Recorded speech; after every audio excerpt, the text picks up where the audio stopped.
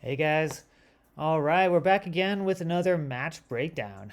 This was my most recent match at Grappling Industries here, October 7th in Vancouver, BC. It was really good to get on the mats that day. I think for me, I've always been a slow starter. That's kind of true within a match as well as in like a competition season. And when I say competition season, I mean um, for grappling at least, it's competing as many times as frequently as I can before I get injured and have to take time off. At least that's how it's been the last few years. Or the last one was COVID that kind of put a big interruption to that. So it's been a tough time.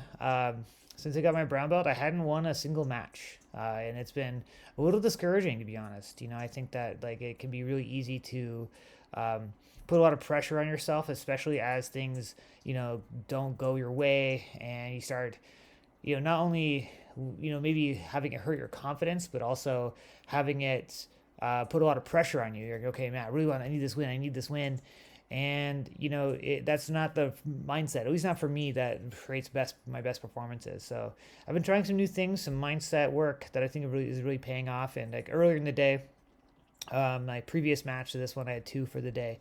Um, I got my first win as a brown belt, and I felt really good.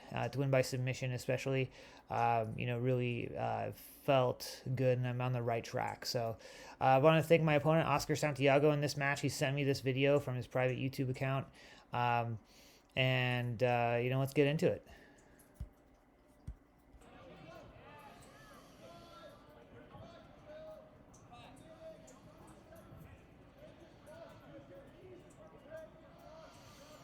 So it's interesting. Oscar, he in the matches we've had with him so far, yeah, there he goes. He pulls guard right away. He definitely is a guard player.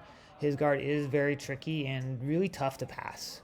So the first part of this match, I'm really thinking, working my pass, trying to, really kind of get past his guard, get my points early.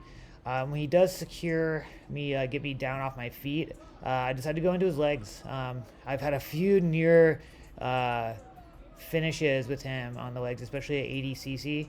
And right here, I had the heel bite on this inside heel hook.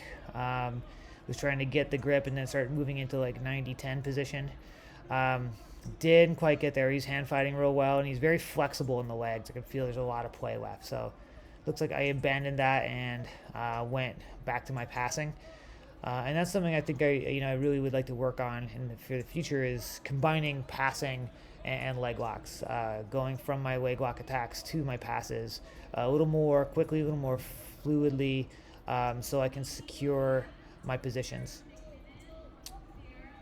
So here, yeah, Oscar initiates his own passing attempt. I felt good about my guard retention here.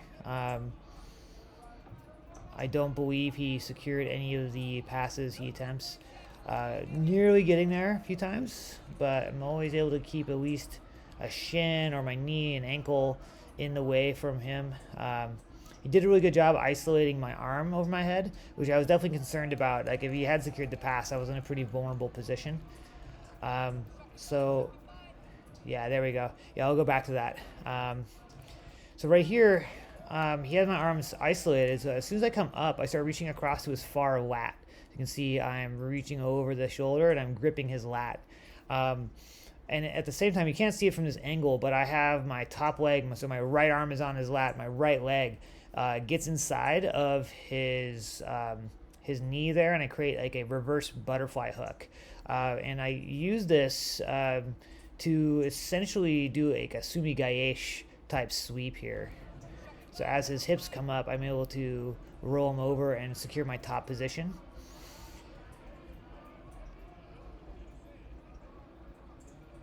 I'm not sure why I didn't get points for that, but how it goes. Okay. So right here, I'm trying like an over-under pass. Let me put that back just a little further.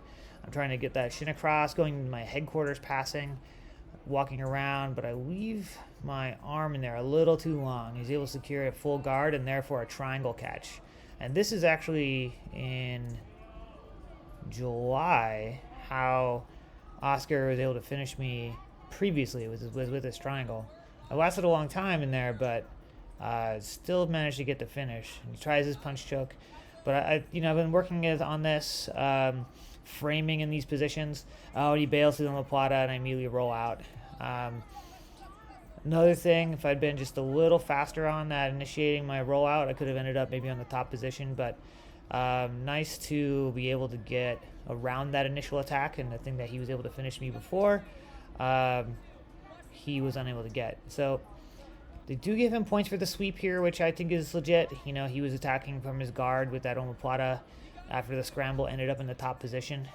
Do think I should have gotten the points for my previous sweep, but it's me. So I believe at this point our match is 2-0 in favor of Oscar. So he's trying for like a knee cut, finishing that there. I immediately, as he does clear the leg, I insert that kind of fire hydrant like shin frame there. And I immediately, as soon as I hit the mat, I am pulling my arms out and like, oh, no, we're not going back in there today. So that was my sweep points. Okay. So thought the other one should have counted too, but that's me. So here I'm trying to backstep and free his heel and go in for something. There we go. I go, it was too loose. I need to get my hips down first before going for that knee bar there. But ended up getting back on top. I think I do that again. It doesn't go quite so well. Because like a thing about Grappling Industries scoring, I did not really realize before going into this match, which I do now appreciate, is that if your opponent is on top and they attack your legs, initiate an attack, and you end up coming up on top, even if they initiated the movement. Yeah, see right there. I'm covering it with my face here, but he got 2 points. So you can see back here, I'm on top. I backstep in, and I'm looking for that knee bar again. But Oscar defends well. He rotates out, and he comes up on top. And the referee gave 2 points because even if your opponent initiates the movement to get on top, to go like to the bottom, if you end up on top as the bottom player, you get credit as a sweep. So I did not realize that going into this match. Probably would have influenced my decision making. So now at this point, it's 4-2 for Oscar here. So I do think this should have been a tied match. Given that I had that Sumi Gaesh type sweep. It was from a guard. It was reverse butter like Z guard position.